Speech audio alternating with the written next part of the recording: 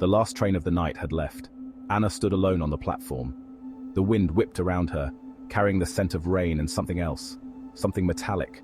Something like fear. The digital clock on the platform blinked 12. Midnight. Her train home was gone. She was stranded. Anna pulled her coat tighter around herself. The station lights flickered, casting long, dancing shadows. The silence was unsettling. It pressed against her, heavy and suffocating. The emptiness of the station amplified every creak and groan of the old structure. Anna shivered, fear prickling at the back of her neck. She needed to get out of here, find a phone, call a taxi. Anything to escape the echoing silence that felt more like a presence than an absence. Anna! The voice, low and smooth, sliced through the silence. Anna whirled around. Her heart leaped into her throat. Standing under a flickering lamp was Mark. His silhouette was a dark cutout against the hazy light. She hadn't seen him in years. Not since... well, it didn't matter. Seeing him here now sent a shiver down her spine. His eyes glinted in the darkness, and his lips were stretched into a thin smile that didn't reach his eyes. "Mark, what are you doing here?" Anna asked, her voice barely a whisper. He took a step closer, and she instinctively took a step back. "Fancy seeing you here," he said, his voice a low murmur. "Missed your train." His casual tone did nothing to ease her growing unease. There was something about his presence, something in the way he seemed to glide towards her, that set off alarm bells in her head. "Yes," Anna said, her voice strained. "Last one gone. I'm just waiting for a taxi." She hoped he wouldn't notice that there wasn't a single car on the street. "No need for that," Mark said, his smile widening. He took another step closer, and Anna felt trapped. "I can give you a ride. That's kind of you," Anna said, her voice tight. "But I wouldn't want to trouble you." "No trouble at all," Mark insisted, his eyes boring into hers. "After all, you and I, we have things to discuss. Things better said in private." His words hung in the air, heavy with unspoken meaning. Anna's blood ran cold. She knew that tone, that look. It was the same look he had the night she had seen too much. "I think I'll wait for the taxi," she said, forcing a smile. "It should be here any minute." Mark chuckled, a humorless sound that echoed off the empty platform. "Always the stubborn one, Anna," he said, shaking his head. "But you see, I'm afraid time is of the essence." He lunged. Anna reacted instinctively. She dodged to the side, her heart pounding against her ribs. She didn't wait to see if he would follow. She just ran. She sprinted down the platform, her breath catching in her throat. The metallic scent was stronger now, sharp and cloying. Fear lent speed to her steps. Behind her, she heard Mark's footsteps pounding on the concrete. He was faster, she knew it, but she had to get away. The sound of an approaching train echoed in the distance, a low rumble that quickly grew into a roar, a beacon of hope in the darkness. The train screamed into the station, a blaze of light and sound shattering the eerie silence. It wasn't her train, it wasn't going her way, but it was her only chance. Anna didn't hesitate. As the train screeched to a halt, she hurled herself through the open doors, her lungs burning. She stumbled into the carriage, her eyes frantically searching for a place to hide. The doors hissed shut behind her. Through the window, she saw Mark, his face contorted with fury, pounding on the glass. He was too late. She was safe, for now. The train lurched forward, slowly gaining speed. Anna slumped onto a seat, her body trembling with exhaustion and relief. She had escaped, but she knew this wasn't over. Mark wouldn't give up so easily. He knew too much, and she knew just enough to be dangerous.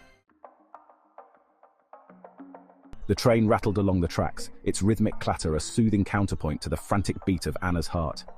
She glanced around the carriage. It was empty except for an old woman with a wicker basket and a young couple lost in their own world. No sign of Mark. Anna forced herself to breathe deeply, to slow the frantic pounding of her heart. She had to think. She had to plan her next move.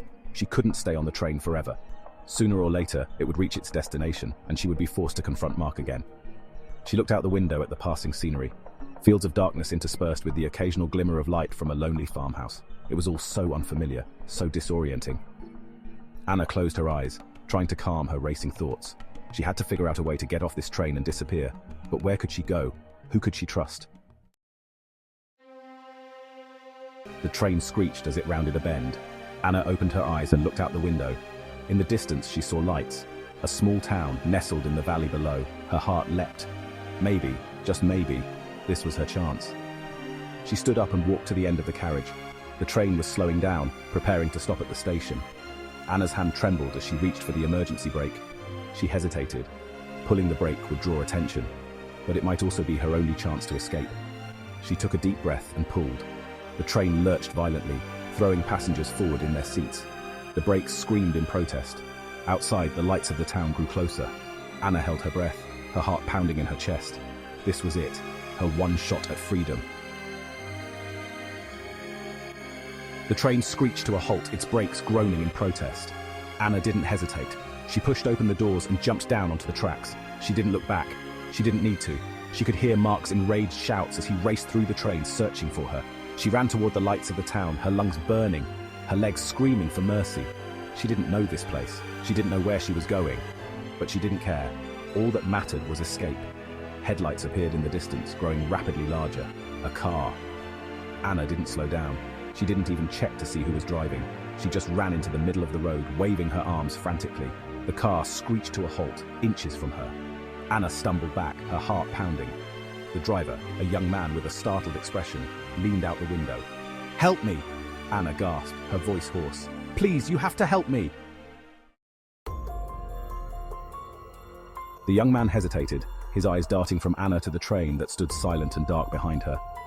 He could see the fear in her eyes, the desperation etched on her face. "Get in," he said finally, unlocking the doors. Anna didn't need to be told twice. She scrambled into the car, slamming the door behind her. The young man looked at her for a moment, his brow furrowed in concern, then put the car in gear and sped away. Anna glanced back over her shoulder, her heart pounding in her chest. The train station was receding into the distance, but she could still feel Mark's eyes on her like a physical weight pressing against her back. "Who was that?" the young man asked, his voice tight. "No one," Anna said, her voice trembling. "Just someone I knew." She couldn't tell him the truth, couldn't risk it. Not yet, not until she knew who she could trust. The car sped through the night, leaving the town and the train station far behind. Anna leaned back in her seat, closing her eyes, trying to slow the frantic beating of her heart. She was safe, for now, but she couldn't shake the feeling that this was far from over. Mark wouldn't give up so easily. He would find her. She knew it with a chilling certainty. She had seen the look in his eyes back at the station, the cold, calculating glint that spoke of danger and obsession. He wouldn't rest until he found her, and when he did... Anna shivered, pulling her coat tighter around herself. She had to disappear, had to find a place where Mark could never find her. But where could she go? Who could she turn to? She was completely alone. The car continued to eat up the miles, the engine a low hum in the silence. Anna stared out the window at the passing darkness, her mind racing. She had escaped for now, but the danger was far from over. Mark's shadow loomed large, a constant threat lurking just beyond the reach of the headlights. The silence in the car was broken only by the soft whir of the engine and the gentle sigh of the wind. But to Anna, it was a deafening roar, a symphony of fear and uncertainty. The silence screamed of Mark's relentless pursuit, of the danger that lurked around every corner. She knew she couldn't outrun him forever. Sooner or later he would catch up to her. She had to find a way to fight back, to protect herself. But how could she fight a shadow, a phantom from her past that refused to be silenced? The road stretched ahead, an endless ribbon of asphalt disappearing into the darkness. Anna closed her eyes, her hands clenching into fists. She didn't know what the future held, but she knew one thing for sure.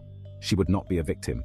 She would fight for her freedom, for her life, even if it meant confronting the darkness that haunted her every step.